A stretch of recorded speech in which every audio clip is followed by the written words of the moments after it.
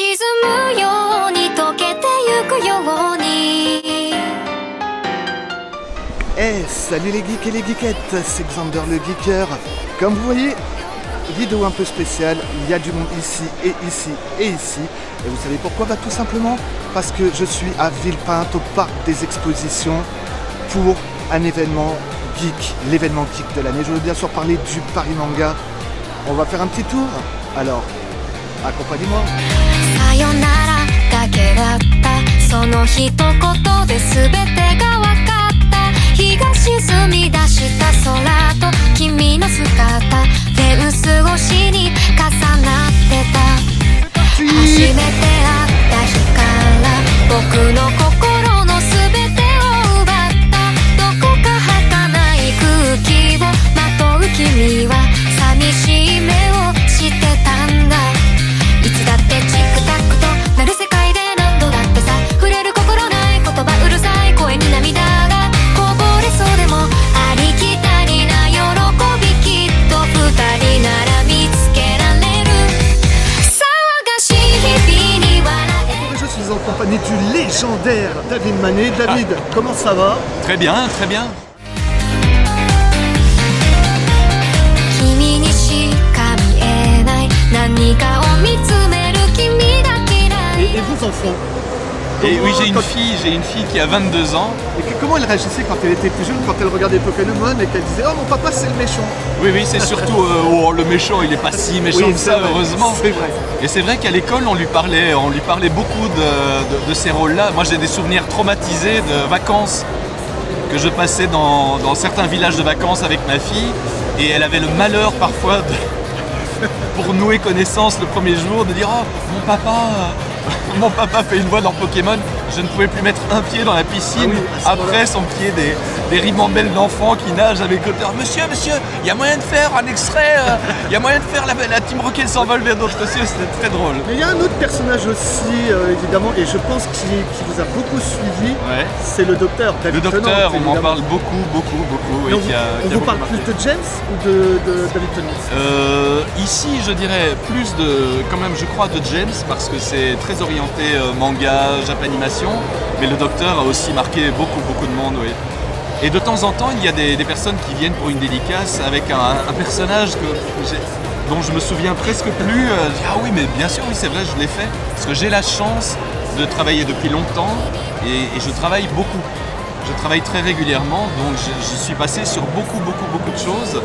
Et certains m'ont laissé beaucoup de souvenirs, d'autres moins. Mais après, oui, quand bien on m'en sûr. parle, je me dis, mais oui, bien sûr, évidemment. Oui. Alors, est-ce que vous avez un petit mot à dire? Alors, si vous pouvez dire la phrase clé de David Tennant dans Doctor Who. Alors je dirais, allons-y, Alonso!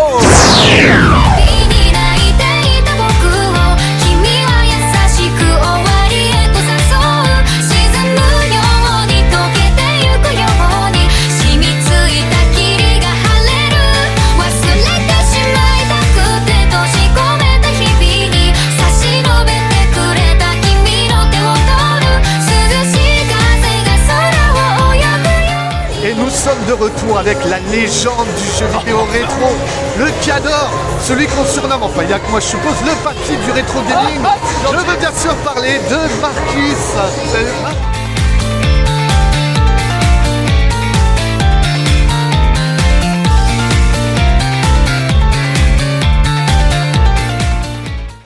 Marcus, comment ça va? Ça va complètement pour un papy. Ah bah voilà. Et je me vexe pas, je prends très bien. Bon, ça me rassure. Bah alors, t'es un expert en jeux vidéo. Un peu.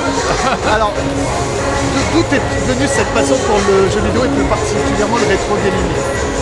C'est comme Obélix, je suis tombé dedans quand j'étais petit. Moi j'ai connu, je suis né en 66. Il n'y avait pas de jeux vidéo à l'époque. Les premiers sont arrivés en 76, 77, j'avais une dizaine d'années. J'ai découvert Pong. Tout à coup j'ai découvert qu'on pouvait interagir avec la télé. Pas seulement subir l'école des fans avec Jacques Martin. Donc c'était fascinant. Donc tout de suite c'était un truc familial. Parce qu'on jouait avec mon père, ma mère, ma soeur. Et un truc hyper high-tech pour l'époque. Même si c'était en noir et blanc avec juste deux raquettes. Alors, plutôt Sega ou Nintendo? La question qui tue. Ah, c'est dur. Oh, Nintendo, ils ont quand même fait énormément pour l'histoire du jeu vidéo. Sega aussi. Pour moi, la Dreamcast reste la meilleure console de tous les temps, qui était en avance sur son temps par rapport à plein de choses. Après, sur la longueur, Nintendo, eux, sont toujours là. Oui. Il y avait aussi la Game Boy, le Virtual Boy, voilà. Le Virtual Boy, mais qui n'est pas vraiment un casque de réalité virtuelle, c'est juste des graphismes en noir et rouge qui sont en relief. Mais il n'y a pas ce qu'on appelle vraiment aujourd'hui la réalité virtuelle. Le fait de mettre un casque et de regarder partout autour de soi, c'était pas ça du tout. C'est vraiment un écran 3D en fait. Mais c'est vrai, un casque de réalité virtuelle, mais le terme de Virtua est très usurpé. En fait. J'avais une question parce que c'est vrai qu'on parle beaucoup de ces derniers temps d'adaptation de jeux vidéo en film. Mais est-ce que ça vaut vraiment le coup? Puisque d'un côté, quand on regarde les jeux vidéo d'aujourd'hui, comme les Call of Duty, Assassin's Creed, c'est déjà des vrais jeux vidéo en soi. C'est des vrais films, oui, Voilà, tout à fait. Il y a toujours l'interactivité de la jeu vidéo qui fait que c'est imbattable par rapport au cinéma, pour nous gamers en tout cas. Au cinéma, ce qui est plus facile, c'est de développer un scénario intelligent, malin, etc. Qui ne repose pas que sur le visuel en fait. Et donc, si tu prends un truc comme Mario par exemple, le jeu Mario est un vrai chef-d'œuvre, c'est génial, mais le scénario de Mario est à chier. Ça ne peut pas faire un bon film a priori. Il faut tout le talent des équipes d'Illumination pour arriver à faire un bon film avec Mario. Oui, parce que quand on se rappelle du live action, voilà, exactement. où Yoshi, on dirait un dinosaure tout ressorti de Jurassic Park. Oui, c'est vrai.